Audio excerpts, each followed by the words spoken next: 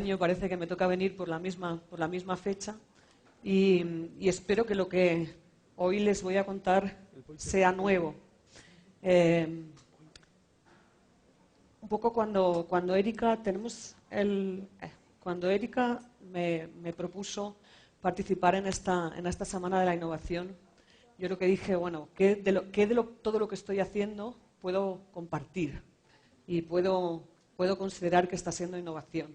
Yo creo que todos los que estamos aquí tenemos la gran suerte lo oí ayer en alguna de las conferencias también, ¿no? de tener la suerte de estar trabajando en este mundo, en este momento, donde todo es innovación. A veces uno tiene ganas de decirle que se pare el tren un ratito, que me quiero bajar, pero no se para. Todo el rato tenemos que estar innovando. Así que, bueno, yo lo que quiero contarles es cómo cuando uno se aproxima a un proyecto de gestión de documentos electrónicos, que es en lo que me voy a centrar, obviamente tiene que hacer esa unión con la tecnología. Lo hemos oído en las preguntas anteriores, ¿no?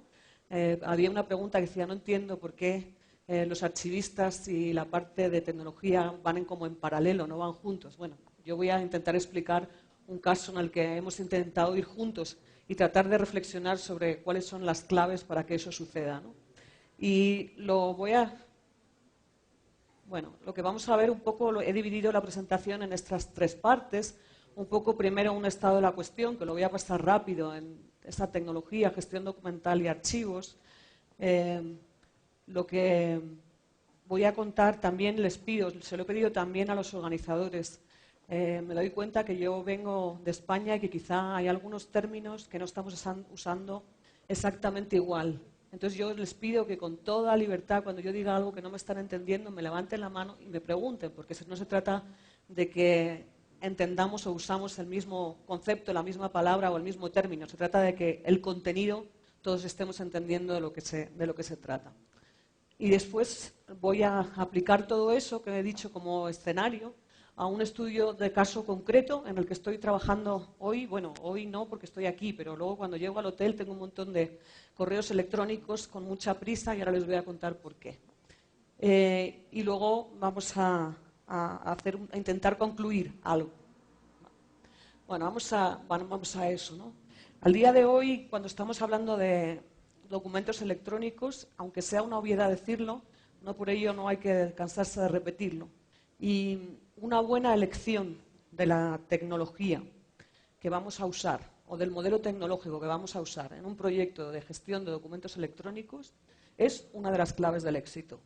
Uno puede tener una perfecta idea de qué es lo que quiero hacer con mis documentos electrónicos, cómo quiero aplicar los procesos, incluso querer saber cómo aplicar la normatividad o las normas internacionales. Hemos hablado aquí de las normas ISO.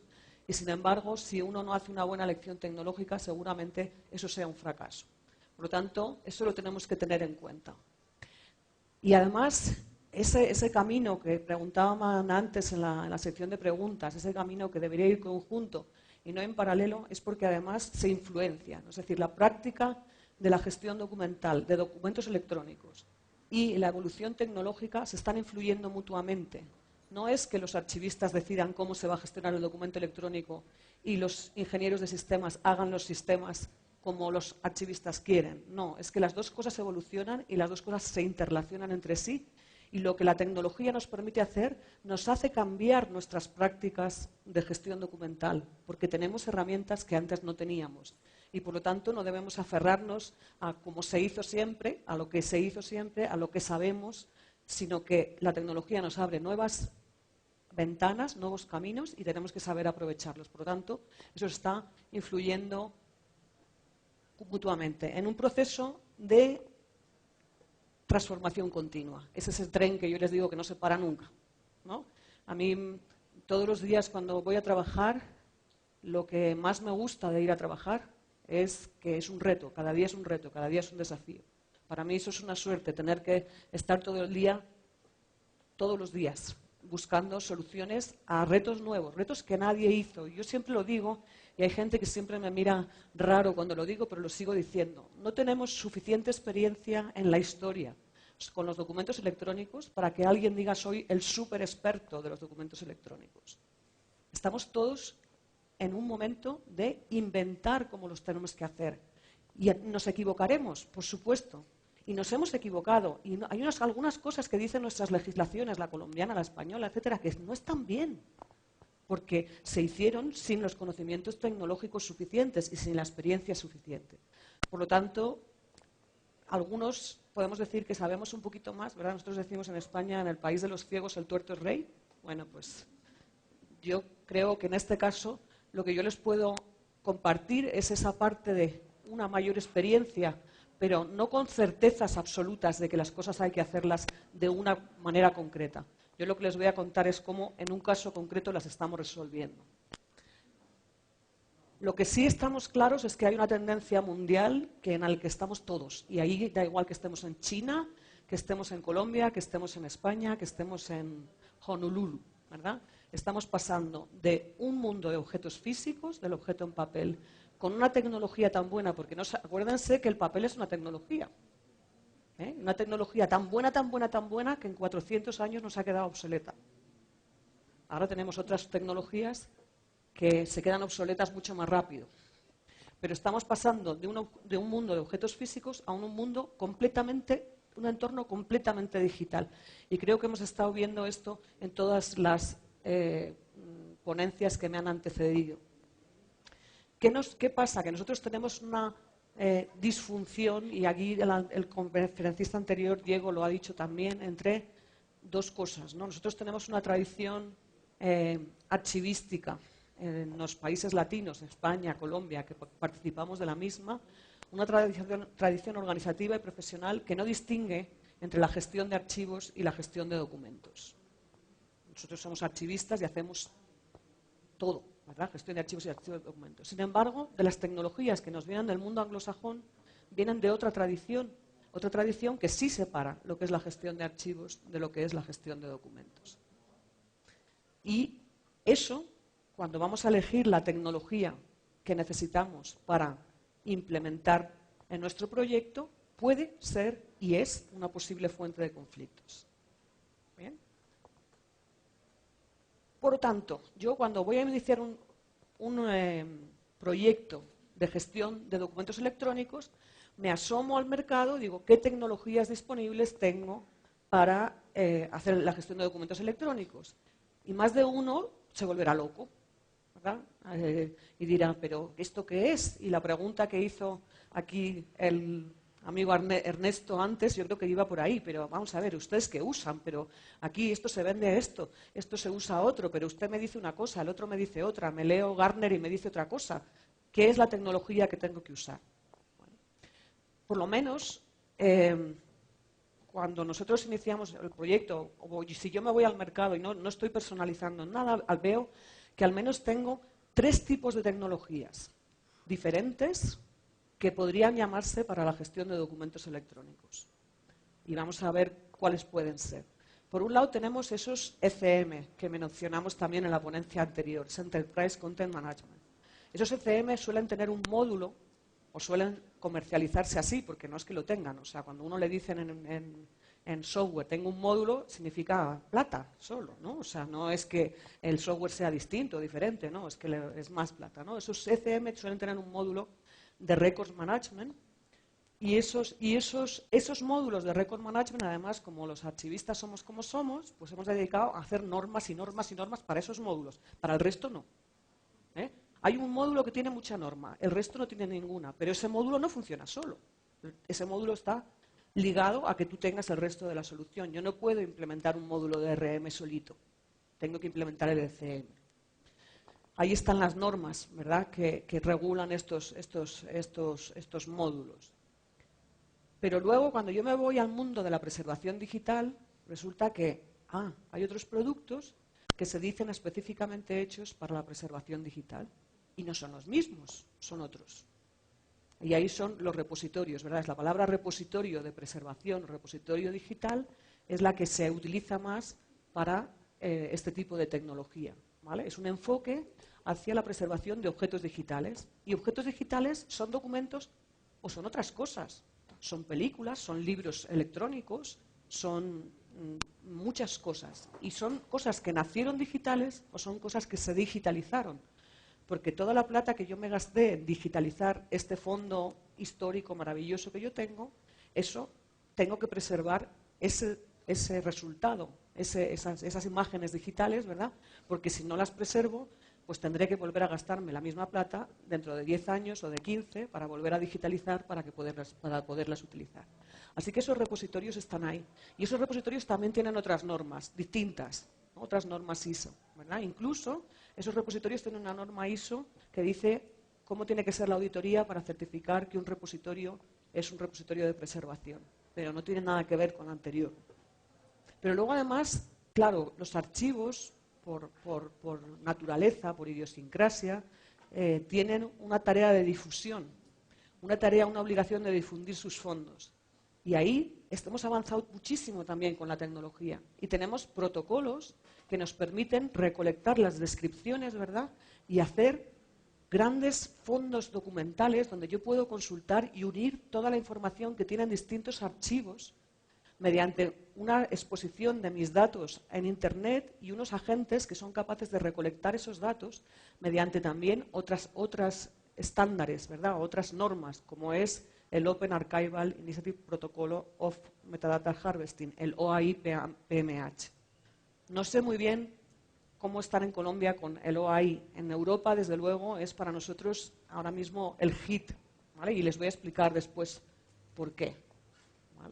Pero tampoco tiene nada que ver esto ni con lo anterior, ¿verdad? Me estoy asomando al mercado de la tecnología y me estoy volviendo loco. ¿Qué hago? ¿Qué necesito? ¿Bien?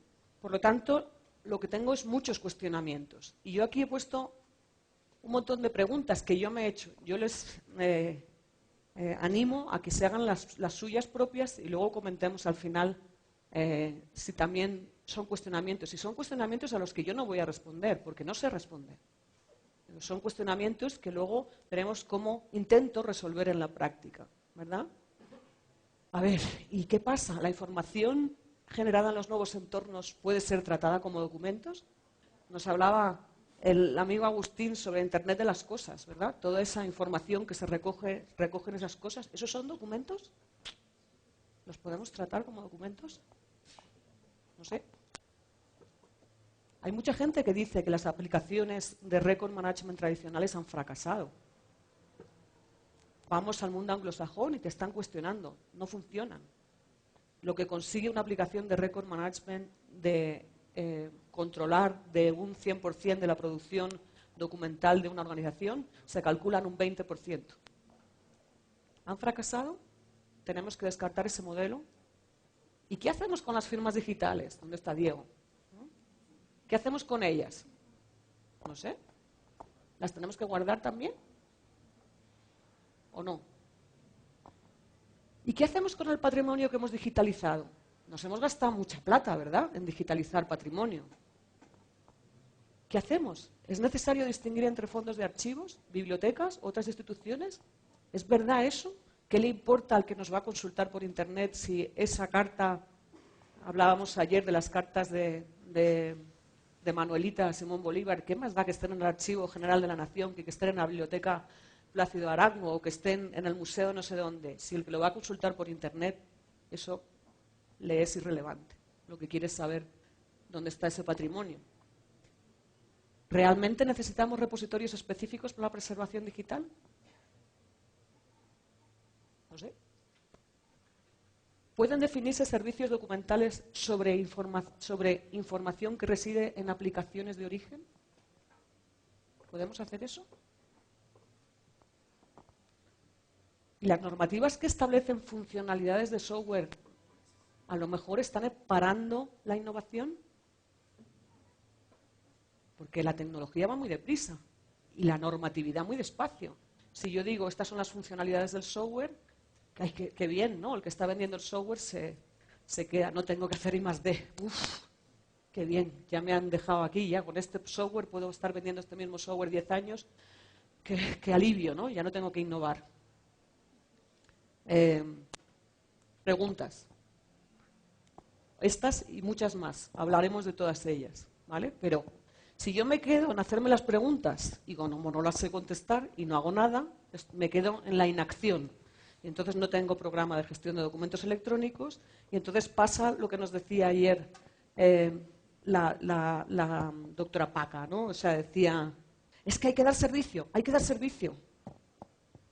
Claro, claro que tengo que dar servicio, por lo tanto no puedo quedarme en sigo pensando, sigo cuestionándome, sigo cómo hago el documento electrónico, ¿vale? Tengo que, con lo que sé, con mis interrogantes y con mis cuestionamientos, ponerme a funcionar. Y eso es lo que ahora les voy a contar.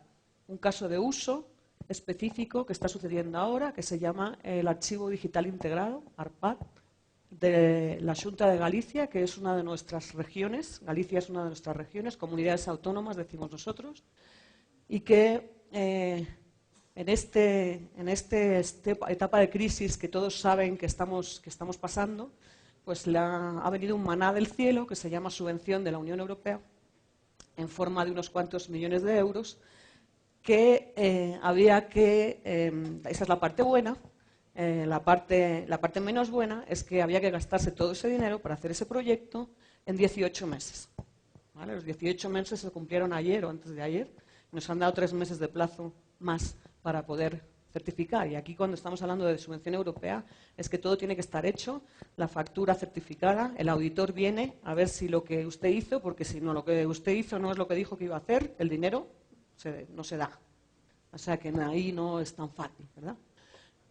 Ahí está el mapa de España para que sitúen más o menos dónde está esa región. Está justo ahí en la parte oeste. Ese es el logo de este proyecto, el proyecto ARPAD. Cuando se pidió esta subvención, bueno, es como, usted sabe que en un documento Word cabe todo, ¿verdad? Y también en un PowerPoint. Luego, la carta, nosotros decimos los Reyes Magos, ¿no? Que son los que traen los regalos, no Papá Noel. Bueno, pues ellos escribieron la carta a los Reyes Magos. Así que en ese proyecto había de todo. O sea, y al final parecía mucho dinero, pero habíamos pedido tantas cosas a los reyes, o habían pedido tantas cosas a los reyes que no se crean que es tanto dinero. Y había que hacerlo en muy poco tiempo. Y lo bueno, esa parte de ese camino, era que para este proyecto hay como 2 instituciones claves, hay más, pero hay 2 instituciones claves, el beneficiario principal y el secundario, que son la parte del archivo, el archivo de Galicia, que sería ese archivo central de esa región, que es la institución que por ley es el responsable de la implementación y mantenimiento de ese archivo digital, que esto es casualidad, o sea, la ley de archivos de esa región se estaba tramitando en el Parlamento cuando cayó la subvención y pudimos en el último momento meterle un párrafo, ¿verdad?, para decir que el archivo digital era parte del sistema de archivos y que era el archivo de Galicia el que era el responsable de ello. Y luego está la AMTEGA, que es la Agencia de Modernización Tecnológica de Galicia, que es el responsable de toda la infraestructura central, pero también de la implementación de algo muy importante, que es la administración electrónica. Y ahí se ha quedado todo medio escrito en inglés o en español, porque esta misma transparencia la hice en inglés y veo que ahí eso está escrito raro. Pero bueno, más o menos se entiende, ¿vale? Y cuando dijeron, además, bueno, solo como anécdota, les cuento que las subvenciones europeas tienen como rondas, ¿no? O sea, te pueden dar la subvención en la primera ronda, entonces tienes 4 años para hacerla.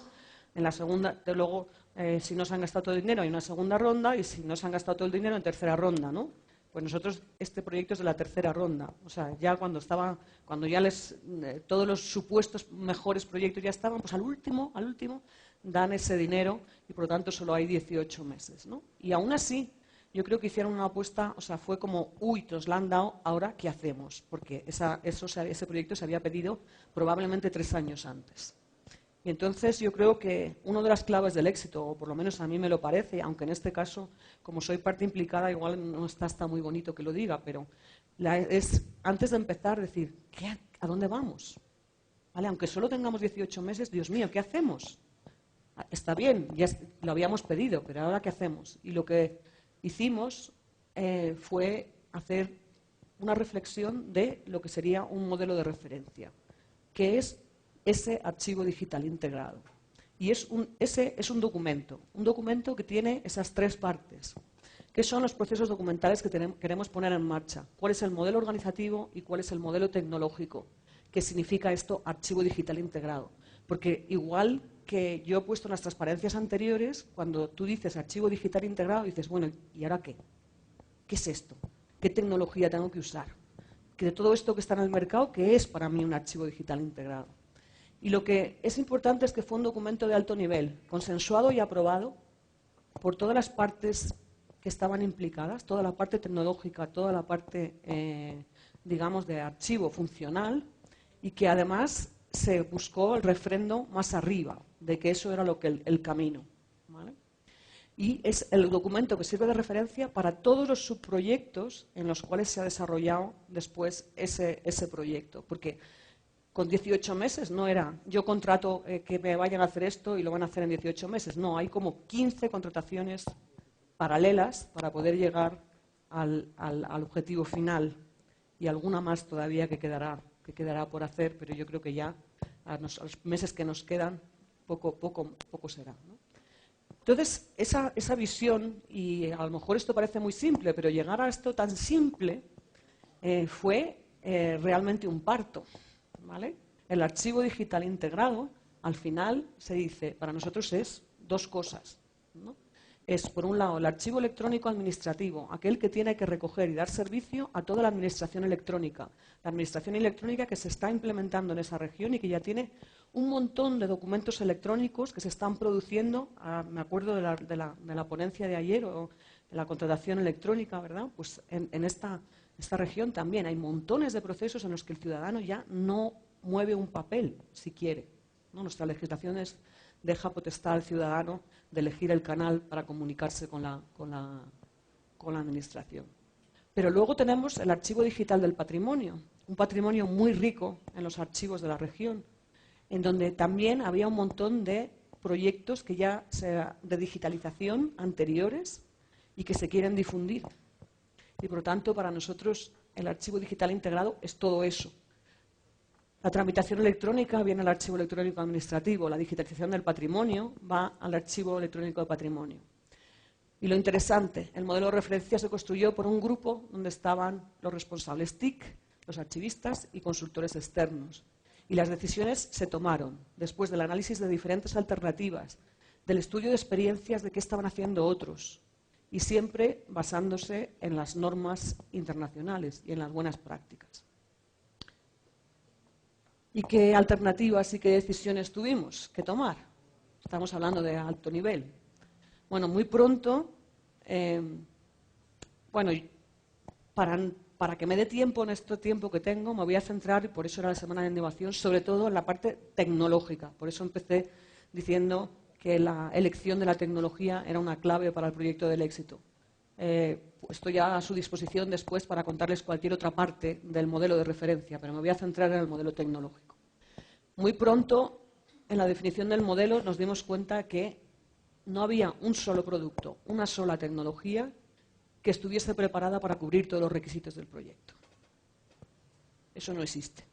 Por lo tanto, teníamos este problema. Consultamos a varios proveedores para evaluar la posibilidad de desarrollar una aplicación a medida, pero claramente no teníamos tiempo. Por lo tanto, eso era al principio. Las decisiones que se tomaron, visto este panorama, fueron las siguientes. Teníamos que marcar el proyecto en una arquitectura de servicios, en donde la integración entre las distintas piezas tecnológicas es la clave. No tenemos, o sea, no es un enfoque a yo me voy a comprar una herramienta que me va a hacer la gestión documental. No, la gestión documental tiene que estar integrada con toda la arquitectura tecnológica y todas las distintas aplicaciones diferentes que se están generando en la región. Ahí teníamos una ventaja. La ventaja es que esa Agencia de Modernización Tecnológica de Galicia había dado unos años antes un paso muy importante para la centralización de toda la informática de la región, es decir, del gobierno regional, para entendernos, ¿no? Entonces todo estaba centralizado, servidores centralizados y todo bajo esa misma Agencia de Modernización Tecnológica. Por lo tanto, por otro lado, teníamos que utilizar algunas de las tecnologías que ya existían. O sea, había tecnologías que ya estaban. ¿Por qué nos vamos a inventar una nueva? Vamos a usar las que ya estén. Tenemos que adquirir las piezas restantes, las que sabemos seguro que no tenemos, ¿vale? Y por decisión, no una decisión intelectual, sino una decisión práctica de viabilidad. De momento se dejó la gestión de los archivos físicos corrientes, es decir, todo el tema de transferencias físicas que sigue habiendo, porque como ustedes, como en todo el mundo, todavía hay un bagaje de documentación en papel enorme que tiene que ser transferido a los archivos y que eso tiene que seguir funcionando, por lo menos por unos años. Eso, de momento, se dejó fuera de este proyecto, pero no porque no se crea que se tiene que integrar, sino simplemente porque en este momento no había tiempo, ¿vale? Por una razón de viabilidad y práctica. Y esta es la diapositiva del $1.000.000, ¿no? A esto llegamos después de mucho pensar, mucha saliva, ¿verdad? Mucha consulta y que este es el modelo tecnológico intentado explicar de una manera muy sencilla. Yo voy a intentar hacerlo así. Nosotros, digamos, voy a empezar por la parte de abajo, aunque podría empezar por cualquiera de ellos. La infraestructura tecnológica se basa en un ECM que ya existía. Es la única palabra que voy a poner ahí porque es marca comercial al fresco, porque era lo que ya se tenía, ¿verdad? Y ese repositorio que se estaba usando para otras cosas tiene un módulo que es un módulo de DRM, de funcionalidades de DRM. Ese módulo no se tenía, ese módulo sí se tuvo que adquirir como una pieza mayor, ¿vale? Pero esta va a ser la pieza clave para lo que es el archivo electrónico administrativo. Y después, ¿verdad?, hay un repositorio al otro lado, hay otro repositorio de preservación diferente y voy a explicar por qué luego es diferente y no el mismo, ¿vale? ¿Qué es lo que en el modelo de administración electrónica nosotros estamos haciendo? ¿Vale? Lo que tenemos es un framework de servicios. Al fresco se comunica con todas las aplicaciones. Ustedes, ahí arriba, ¿verdad?, tenemos las aplicaciones de gestión y tramitación. Nosotros, para gestionar documentos, no le vamos a decir, no, mire, usted que está gestionando la autorización, yo qué sé, de apertura de pozos de agua, por ejemplo, usted gestione lo que usted esté haciendo, pero luego los documentos me los tiene que meter por la otra aplicación. No. Son las aplicaciones de tramitación las que generan los documentos. Y, por lo tanto, el funcionario que está haciendo su trabajo está utilizando su herramienta de trabajo y él no sabe que su documento va a parar al archivo electrónico. Y va a parar al archivo electrónico desde el momento en que se crea el documento. No cuando ya es documento de archivo, no. Cuando el momento que está generando su primer documento o entra un documento de solicitud de un ciudadano, ese documento ya está en el archivo. En el archivo electrónico, en ese repositorio donde están los documentos organizados con sus series y en expedientes. Porque los ECM nos dan los suficientes recursos para utilizar los objetos digitales que tienen esos RMs, que se llaman así, para poder poner ahí, digamos, una estructura y unos metadatos. Esos metadatos no se generan para el documento, los generan las aplicaciones de tramitación y a través de los servicios documentales, lo que yo voy a guardar, lo que yo voy a almacenar en mi sistema, ya viene con toda la información que yo necesite, sin que nadie, ¿verdad?, más que los que estamos adentro, y hemos tenido que programar todo eso y hablar con los desarrolladores y con los ingenieros de sistemas, pero al final, el usuario final no sabe nada. El usuario final hace su trabajo en la aplicación donde siempre hizo su trabajo y donde siempre lo hace. Y el expediente se va conformando sin que él lo sepa. Entonces, pero nuestra legislación, algunas cosas ustedes han copiado y pobrecitos, digamos, ¿verdad?, porque no todo es bien, nos hace una serie de garantías, nos hace pedir una serie de garantías al documento electrónico, muchas más que al documento en papel.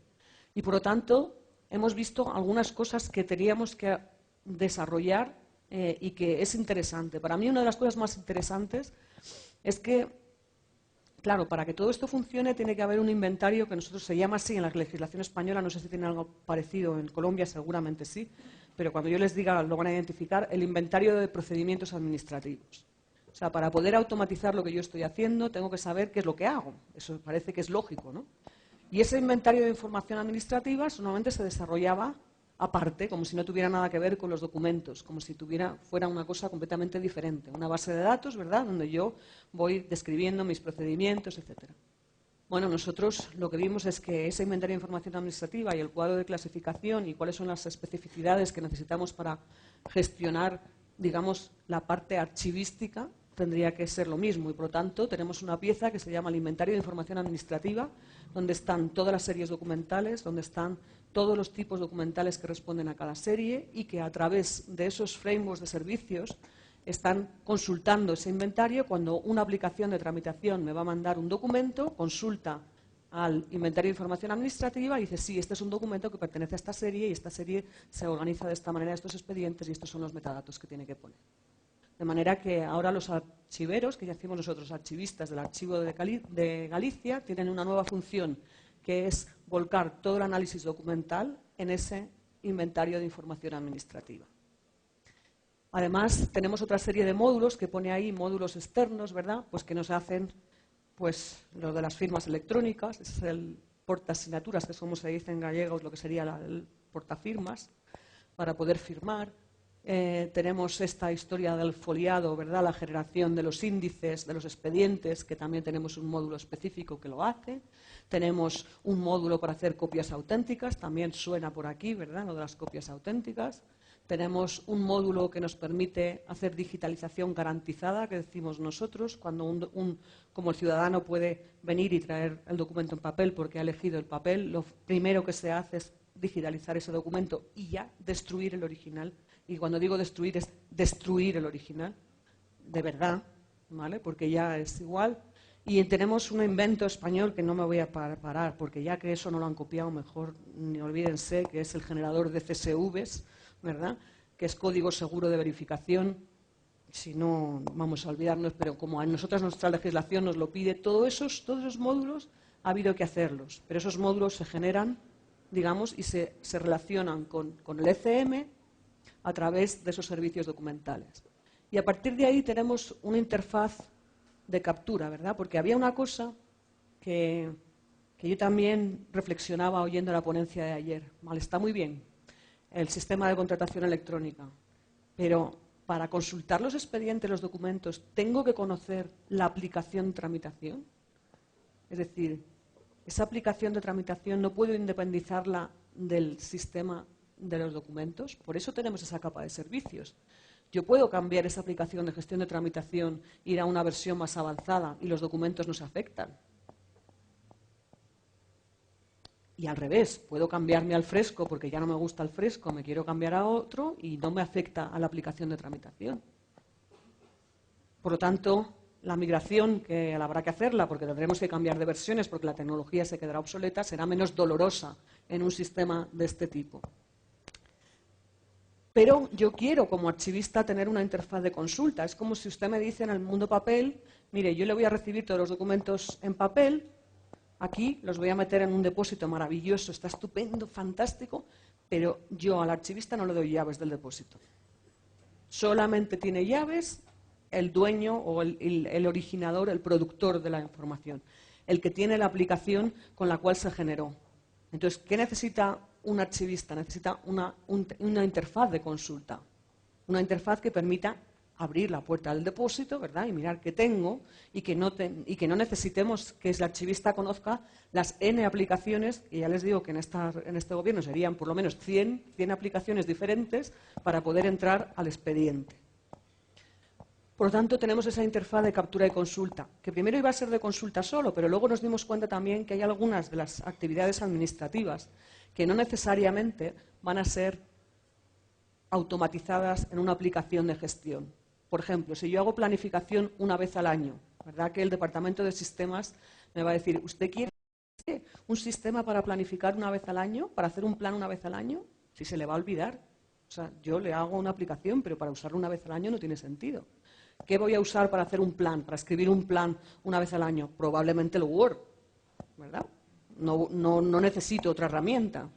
Y entonces necesitamos que esos documentos, que son muy importantes, también haya una manera más manual, ¿verdad?, de subirlos. En ese caso, sí que sería consciente el que está haciendo ese documento de que está subiendo, ¿verdad?, podemos utilizar esa palabra, el documento al archivo. Mientras que cuando está haciéndolo por aplicaciones de tramitación no es consciente en absoluto. Por tanto, está ahí. Y luego tenemos una interfaz, que es la interfaz de administración de políticas documentales, ¿verdad? Donde le ponemos nuestros calendarios de conservación, nuestras tablas de retención, para que luego automáticamente pueda ese sistema destruir los documentos cuando toque sin que yo me tenga que preocupar de más. Y esa interfaz de administración de políticas documentales, en este caso, y por la premura de tiempo, se decidió utilizar el interfaz que tiene el módulo DRM del Alfresco, ¿vale? Que es donde los archivistas van a entrar y van a decir, a los tantos años que pase esto, se destruye o se transfiere o lo que sea. ¿Bien? Estamos aquí. Me voy para allá. Me voy a la otra parte. La otra parte es el archivo electrónico de patrimonio documental. ¿Qué tenemos ahí? Tenemos una fuente que era ya hoy, que es la digitalización. Hay muchos proyectos de digitalización. El mismo proyecto ARPAD tenía un dinero destinado a digitalizar más cosas. Necesitamos un sitio donde guardar esas digitalizaciones. ¿Y esas digitalizaciones para qué? Primero, tienen que entrar en un sistema de descripción archivística. Y ahí estamos hablando de otras normas, de las normas de descripción, de las normas ISAT. No tiene nada que ver con aquello de por allá.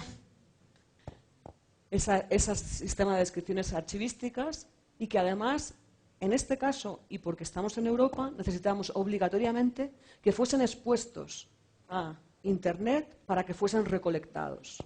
Para que fuesen recolectados, ¿por quién? Nosotros tenemos dos proyectos que son dos proyectos, digamos, estrella y que ningún archivo en España puede, digamos, obviar y decir que no está. Un recolector que se llama Hispana, que recolecta la información de todos los archivos españoles que hayan utilizado este protocolo OAI, PMH, y usted tiene un integrador, tiene un solo lugar donde consulta, dan igual en qué archivo esté, pero es que además lo que ha movido más esto no es solo Hispana, sino es el proyecto Europeana. Estamos haciendo eso a nivel europeo. A nivel europeo tenemos un lugar, ¿verdad?, en que usted puede ir a buscar por cualquier palabra y puede encontrar en lo que está buscando en cualquier biblioteca, museo, archivo de Europa en el que se haya adherido, digamos, a ese proyecto. Es un éxito sin precedentes. Realmente es impresionante. Yo les animo a que entren en Internet Europeana y vean la maravilla que se puede ver. Por lo tanto, era un must, ¿verdad? Era imprescindible que lo que se hiciera saliera a Europeana, porque además, para el político, que al final es el que va a decir que bien ha salido el proyecto, es lo primerito que va a ver. Lo de allí, que nos ha costado tanto trabajo definirlo, lo ve poquísimo, no ve nada. Pero que sus cosas, su patrimonio documental está en Europeana, ¿verdad?, y que puede verlo en un clic y que la foto que está en el archivo tal aparece, pues claro que es muy importante. Ahí están los recolectores, pero teníamos un problema, y el problema es la preservación digital.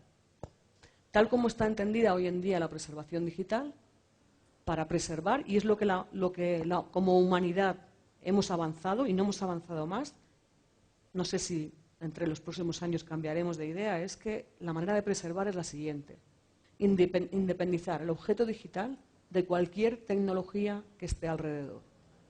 ¿Qué significa eso? Significa que yo voy a hacer paquetes, ¿verdad? Voy a hacer un encapsulamiento con todo lo que pueden ser imágenes o ficheros, vamos a llamarle imágenes, ficheros, archivos, como ustedes quieran, en distintos formatos, ¿verdad? Cuando vienen de proyectos de digitalización, incluso ya hay como un estándar, no escrito, pero en que usted digitaliza página por página, ¿verdad? Digitaliza N páginas. Y luego además cuando hace uno bien una digitalización, hace los ficheros máster, ¿verdad?, que son pesados y grandes para poder reproducirlo cuando quiera, y luego ficheros para la difusión, porque yo no me puedo poner en Europeana el fichero máster, me matan en Europeana. En Europeana quieren un JPEG pequeñito, ¿verdad?, para que precisamente la labor de difusión sea la que sea, ¿no? Entonces, pero todo eso lo tengo que preservar. Y todo eso conjuntamente con los metadatos, que no solamente que son los metadatos descriptivos, pero no solo los descriptivos, sino también todos aquellos que nos dicen la página 1 va detrás de la página, perdón, la página 2 detrás de la página 1 y la página 3 detrás de la otra, y que nos dice, no, lo que usted tiene son ficheros en JPEG en la versión tal, ¿verdad?, porque todo eso nos va a permitir hacer después preservación. Y entonces lo que tenemos en los repositorios de preservación es algo que está todo junto, todos los metadatos, en unos paquetes, ¿verdad? Que tenemos que ser capaces luego de leer, pero están todos encapsulados, vamos a llamarle así, en paquetes, no dependientes de ninguna tecnología y que además no se modifican, nunca, porque es la manera de preservar. De manera que yo, para preservar con lo que sé hoy, lo que tengo que hacer es hacer, si quieren, una copia, ¿verdad?, del objeto a preservar y dejarlo en mi repositorio de preservación, porque el repositorio de preservación está ahí para por si acaso, ¿vale? Imagínense que se me cae todo el sistema tal. Pues mi repositorio de preservación, que además tiene como una de sus requisitos el que esté duplicado o el que esté en distintos sitios, porque es cuando todo se me vaya, mi patrimonio no lo habré perdido, porque seré capaz de volver a abrir mi paquetito y aquí está todo. Mis metadatos, mis ficheros, todo lo que yo he hecho. Estoy preservando contra las posibles cosas. Sí. Por aquí. Así, aquí viene el micrófono. Ernesto, sigo y ahorita cuando llegue el micrófono, vamos ahí. Claro, ¿qué teníamos? Teníamos luego cómo se unen las dos partes, ¿verdad? Porque nosotros sabemos que lo que hoy en día estamos creando con la administración electrónica, los expedientes electrónicos, un día de mañana, ¿verdad?, serán patrimoniales. Y por lo tanto nosotros hemos hecho esa relación entre las dos partes mediante esos paquetes de ingesta que están ya definidos como tienen que ser mediante una norma ISO, la norma ISO de OAIS. ¿Vale? Ernesto, ahora que ya tenemos micrófonos. Gracias, muy amable. Bueno, el nombre mío, vuelvo y repito, es el estándar que hay, Ernesto Iloria, y vengo del SENA Regional Atlántico Barranquilla. Veo que hay una disposición bien interesante a nivel de la parte tecnológica, el tema de poder hablar diferentes plataformas, y hay una incidencia bastante fuerte que es en la gran cantidad de volúmenes de información, lo que hoy se llama el Big Data. Y estoy viendo que hay un concepto que yo siempre he dicho, de que se debe prestar un servicio. Todas las cosas, todas las unidades de negocio, la gestión documental, persona transversal es una unidad de negocio, una unidad de apoyo, y también debe estar mirando el tema de servicios. Mi pregunta es, ¿esta infraestructura tecnológica que ustedes manejan en este proyecto va asociado con algo de lo que se llama hoy el SaaS, el software como un servicio? ¿O cómo fue? ¿Sí? Porque indudablemente hay mucha tecnología muy cambiante, indudablemente hay unos costos pues también. A ver, no es, o sea, software como un servicio sería algo que yo contrato a alguien, digamos, una forma de nube para entendernos a los que están aquí. ¿Está bien? Eso es una decisión que viene de sistemas, y en sistemas en esta región se decidió que ellos no querían ir a la nube. Tal vez oyeron a Jamie ayer o a alguien parecido. ¿Vale? Es una decisión estratégica, pero no para gestión documental, sino para todo. O sea, ellos tienen sus propios servidores para toda la informática. La otra cosa es que la arquitectura SOA, ¿no?, la arquitectura de servicios, eso sí, es decir, el software de gestión documental está dando servicios a las otras piezas y todo se está interrelacionando entre las distintas piezas mediante esa idea de arquitectura abierta, ¿vale? Que eso sí es absolutamente la visión que se tiene. Bueno, voy a avanzar un poquito, aunque luego todas las preguntas serán bienvenidas, ¿vale? Porque dicho esto es lo que nosotros hicimos, y ahora les voy a decir todos los puntos conflictivos en los que tuvimos que tomar decisiones para compartirlo, para llamar a la reflexión. Esto le llamo yo comida para pensar, ¿no? O como dicen en inglés, food to think. Entonces, cuando nosotros, he puesto aquí, he elegido 3, hubo muchas más, pero a lo mejor he escogido aquí las de mayor calado, las que nos costó más decir. Bueno, yo no voy a decir discusiones, o ¿por qué no? Discusiones entre las distintas partes interesadas y la necesidad de llegar a consensos entre todas las partes. Y la primera de ellas es algo muy interesante, que es dónde se gestiona la información de control. ¿Dónde, decían los archivistas, dónde vamos a poner cuál es nuestro cuadro de clasificación? ¿Dónde hacemos esas características de las series documentales. Para ustedes sería dónde metemos esas tablas de retención documental. Y finalmente, la decisión, ¿verdad?, al principio de solución fue eso que les he contado antes, crear una aplicación específica a medida que ya se estaba haciendo para otras muchas cosas, es decir, es integrar el archivo en todo el resto de lo que se estaba haciendo. Fíjese que esa información de información administrativa, inventario de información administrativa, da servicio a lo siguiente. Es lo que, de ahí sale la información que se publica en la web para el ciudadano, para decirle cuáles son los trámites que puede hacer en línea o no. De ahí sale la información que usan las aplicaciones de tramitación para saber cuál es el código de procedimiento que tienen que usar o no. De ahí sale la información de cuáles son los metadatos y cuál es la serie documental que tiene que gestionarse en el archivo. Yo creo que es una de las cosas más interesantes. Ha sido muy interesante, está siendo, porque realmente todavía no está puesta en producción. Pero ustedes saben cuánto tiempo hemos discutido con los responsables funcionales de procedimientos, que allí es una unidad específica, más los responsables de sistemas, más los responsables de archivos, si un procedimiento es igual a una serie documental o no. Sí, ¿no? Se lo imaginan. Pues hemos llegado a una solución. Todos hemos tenido que ceder. Todo el mundo ha cedido, porque para llegar a una solución no puedes enrocarte y decir, no señor, una serie documental, no tiene lógica. ¿Qué es lo que estamos haciendo? Hacer servicios al ciudadano, ¿vale? ¿Dónde se aplica la seguridad? ¿Verdad? ¿Qué es lo que nos importa a nosotros? Que se acceda a los documentos como se tienen que acceder. Y por lo tanto, que cada uno tenga esa seguridad que le preocupaba tanto a Jamie ayer. Por lo tanto, a la solución que llegamos son las aplicaciones de tramitación mientras el expediente no esté cerrado, las que se van a ocupar de quién puede acceder a los documentos o no. Una vez cerrado el expediente, toda la lógica, las reglas de acceso están en el propio repositorio del archivo y es la aplicación de consulta, la que manejan los archivistas, la que tiene las reglas de acceso. Tercera cosa, ¿dónde se gestionan las políticas de retención? Bien, se determinó en este caso, como les dije antes, en una primera fase que se configuren y apliquen en la interfaz de RM que proporciona el propio sistema, el propio Alfresco. Yo no estoy diciendo que eso sea lo bueno, lo único que hay que hacer. Digo, es la solución, el principio de solución que se tomó aquí. Con el archivo electrónico de patrimonio, ¿qué teníamos que hacer? ¿Verdad? Pues, primero, lo que tuvimos que discutir, la independencia del sistema de preservación. ¿Realmente tiene que ser un sistema aislado? La decisión fue sí, es un sistema aislado en que los objetos no se actualizan ni cambian desde el momento en que se ingestan.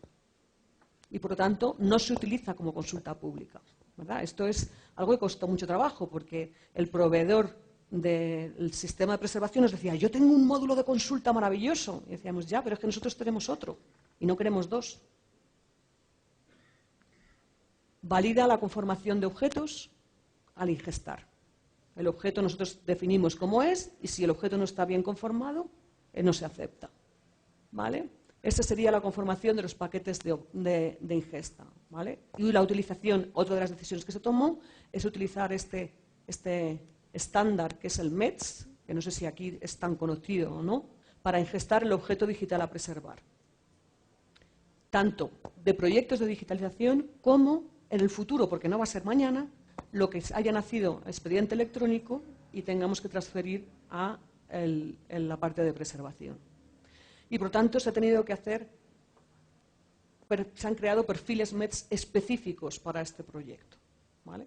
Porque estos paquetes que se forman, cuando los pasamos, se ingestan en paralelo en el sistema de las descripciones archivísticas, que es lo que va a salir a Europeana, y en el sistema de preservación, en paralelo en el mismo sitio. Almacenamiento de los ficheros, imágenes digitalizadas. Los ficheros de consulta se duplican, ¿vale? Quizá no es la mejor, ¿verdad? Pero es la solución, la única que vimos viable y factible.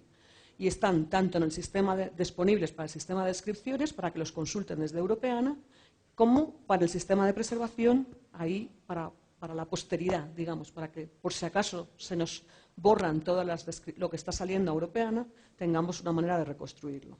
Y todas las descripciones se recolectan mediante OAI y los ficheros se consultan desde el repositorio origen.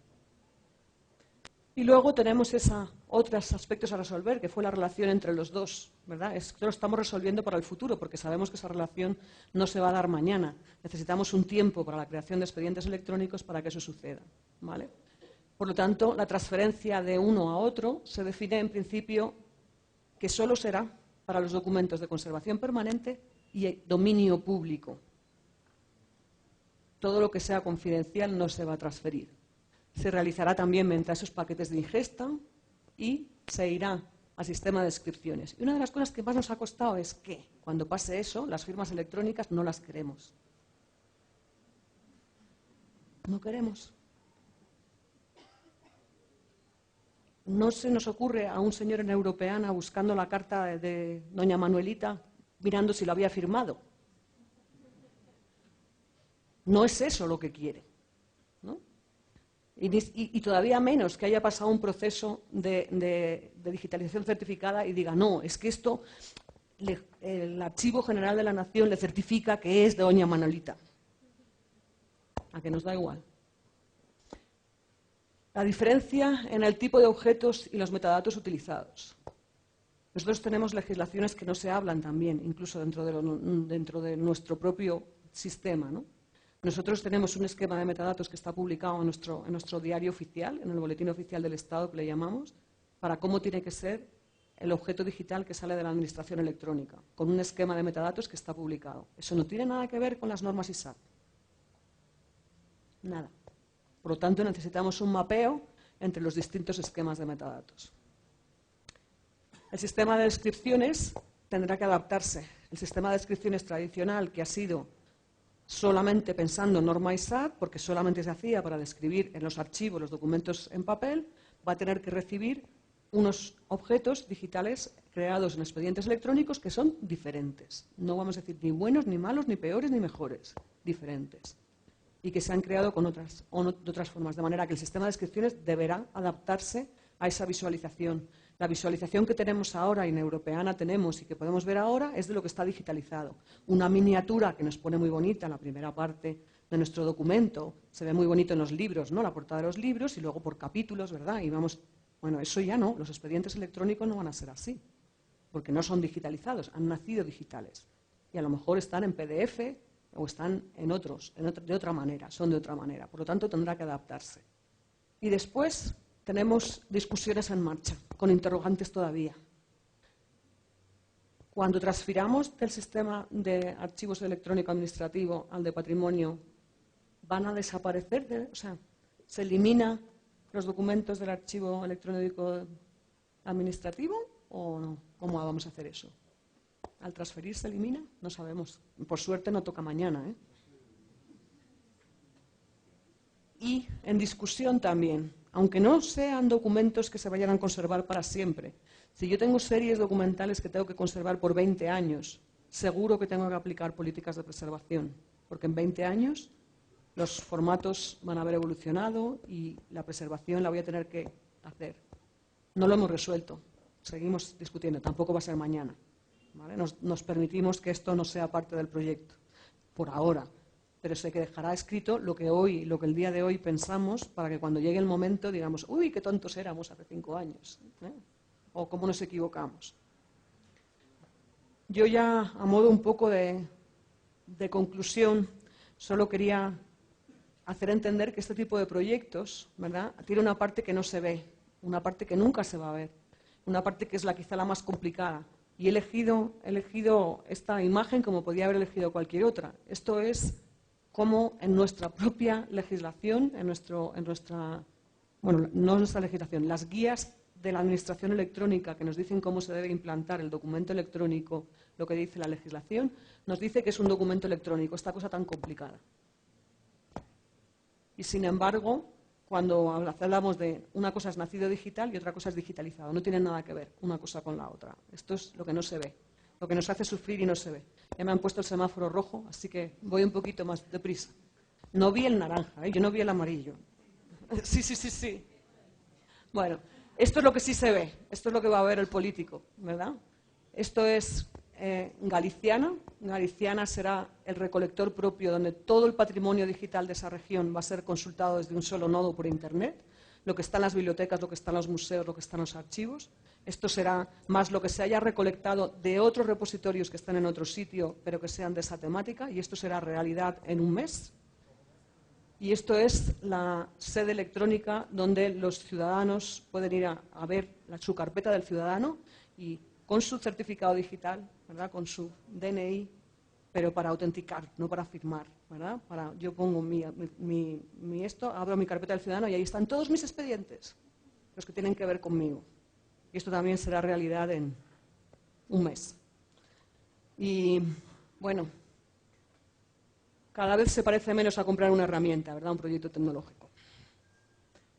La reflexión inicial con todos los interesados es fundamental y el establecimiento de un modelo, un buen punto de partida. Y multidisciplinaridad de los equipos, fundamental. Creo que estas palabritas que oiremos todo el rato, integración, metadatos, arquitectura de información, y desprendándonos del síndrome de la base de datos relacional, esto lo soluciono yo con un Access o con un Excel. Muchas gracias.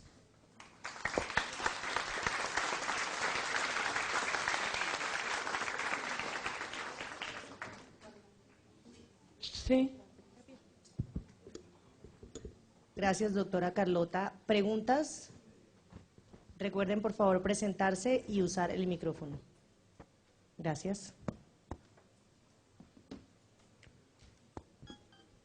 Sandra Becerra, de Ecopetrol. La pregunta es una pregunta que acá en Colombia nos hacemos mucho cuando hacemos proyectos, pues tal vez con un alcance no tan grande, pero con el mismo objetivo. Y es cómo manejaron la transición. O sea, cómo pasaron de tener el archivo en papel, si fue todo de una que ya vamos a convertir todo electrónico, entiendo la parte patrimonial. Y también si manejaron expedientes híbridos o no. Las preguntas de Sandra siempre son las del $1.000.000. La primera pregunta, no ha pasado todavía, es decir, y no, es una transición. La idea es, se va haciendo archivo electrónico desde origen por procedimientos. Es la propia Agencia de Modernización, además con un procedimiento que tiene que ser publicado en el boletín oficial, en que él va habilitando los procedimientos que ya son electrónicos. Y tiene un plan y, bueno, la verdad es que se va muy rápido. A lo mejor cada mes se habilitan 30 más o 40 más. En el momento en que se habilitan, desde el día de hora H, esos son expedientes electrónicos. ¿Vale? Al día anterior eran expedientes todavía en papel. Expedientes híbridos. ¿Quieres que sea sincera o sea, no hagan expedientes híbridos, por favor? ¿Vale? O sea, es decir, es un horror, es un espanto.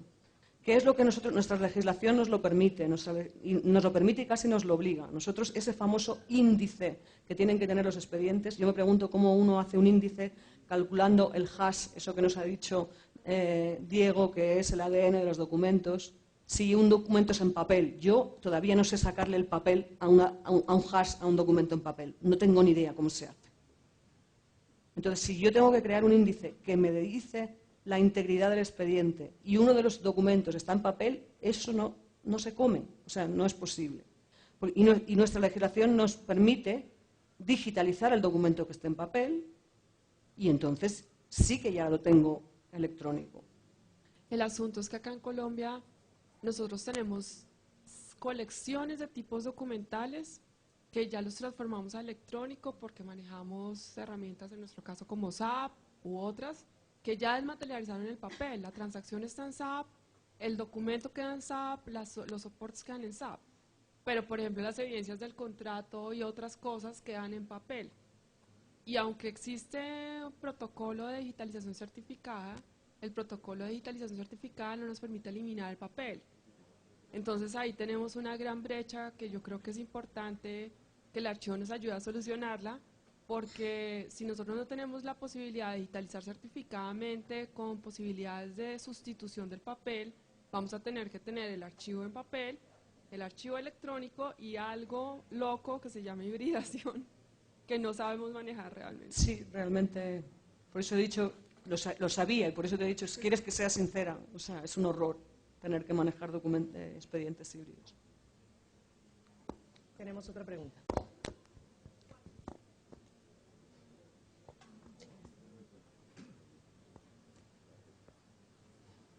Por ahí. Buenos días, mi nombre es Ricardo Díaz, de la Contraloría General de la República. Yo tengo una duda gigante, y es que si bien los documentos nacieron físicos, pasaron a ser digitalizados y tienen una metadata ya propia, cuando los integramos a un sistema de información, pues esto pega con otra metadata, lo cual en principio reiría con la integridad del documento a la hora de evaluarlo desde el punto de vista del registro del sistema de información.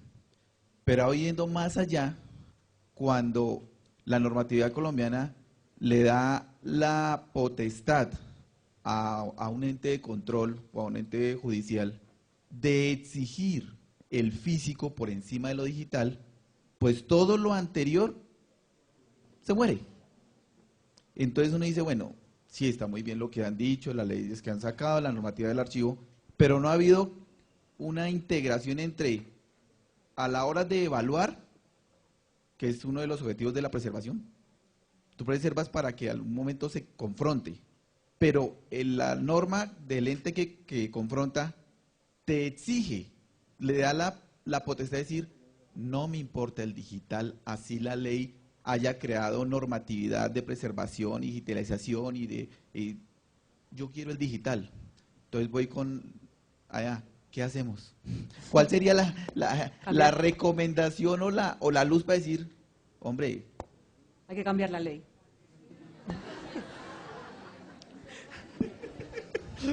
Esa es una respuesta. Es lo primero que dije, o sea, todos estamos inventando algo. En cualquier momento de transición estamos teniendo problemas, pero problemas porque no nos entendemos. Pero yo les digo, yo también 1000 veces en España nos dicen una y otra vez, es que el juez, y yo les digo, mire, el juez cuando capturaron la computadora del narcotraficante, que no me acuerdo cómo se llama, le preguntó si tenía la metadata adecuada, si lo había firmado con digital. Pero que, o sea, el juez es una prueba, o sea, ¿cómo no? Si lo van a condenar con lo que encontraron en ese computador, y seguro que firmado digitalmente no estaba, y seguro que metadata no tenía, y seguro que no tenía digitalización certificada, ¿no? Y sin embargo son medios de prueba, porque, a ver, estamos en una sociedad en que todos estamos avanzando igual. Nosotros, sin que nadie lo diga, ¿verdad? Hemos tenido macrojuicios en España de la corrupción, ¿verdad? De tal, no sé qué, y el juez determinó que el sumario que tenía, no sé si eran 200.000 páginas o 300.000 páginas, que no lo iba a entregar a las partes, que además eran como 500, que lo iba a entregar en CD. ¿Le discutió alguien al juez que esos documentos eran buenos o no? Pero es que es de lógica. ¿Cómo le voy a entregar a 50 o 60 o 100 partes interesadas 200.000 folios de sumario? No tiene lógica, porque es que además usted en el CD lo busca la palabra, ¿verdad? ¿Cómo lo va a hacer en papel? O sea, es decir, y por lo tanto la legislación se tendrá que ir acomodando. En cualquier caso, nosotros hemos encontrado en la nuestra, que es igual de mala o igual de buena y que tiene sí hemos encontrado formas de solventar eso, ¿no? O sea, decimos sí. No, nosotros hablamos de digitalización y cuando hablamos de digitalización, y eso ya, ahora nosotros vamos a tener una nueva legislación que ya parece que han aprendido de lo que estaba, ¿no? Una nueva ley muy importante que será la nueva ley de procedimiento administrativo, donde está todo. Te dice, si hay que digitalizar, se digitaliza en origen. O sea, el ciudadano viene y yo le agarro, le digitalizo e incluso se lo devuelvo y así no tengo que gestionar el papel. ¿Listo? Son ejemplos. La otra sala no tienen preguntas. No, Entiendo Dania. que no, ya mandamos a verificar y nos dijeron que en la otra sala no tienen pregunta, pero acá tienen una pregunta y cerramos con esa.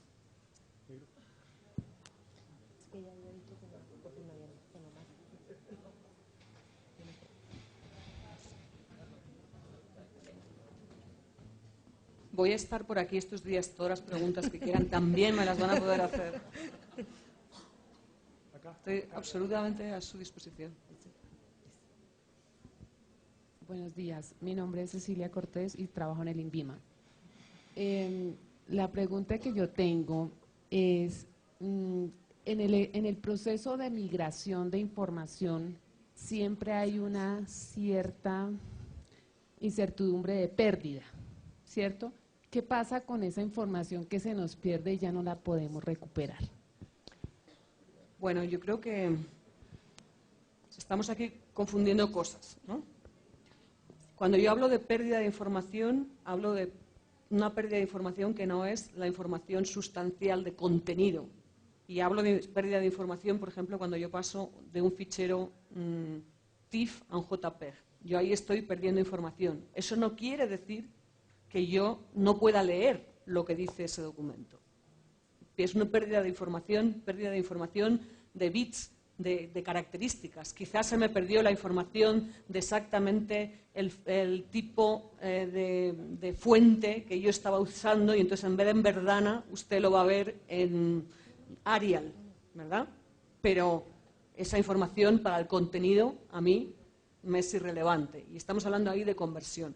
En los migración, y cuando está hablando yo aquí de migrar o de transferir más bien del sistema de archivo electrónico al archivo patrimonial, no voy a perder nada.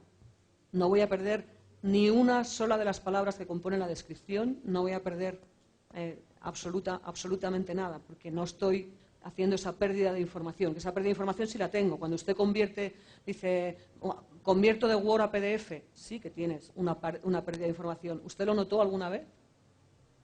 Bueno, a veces se descuajeringa así un poco, ¿no? O sea, la tabla que tenías no te sale tan bonita, te había salido muy bonito en Word y en el PDF se ve rarita, ¿no? Eso es la pérdida de información que tenemos. Listo, muchísimas gracias, doctora Carlota. Pido un aplauso para ella, por favor, gracias.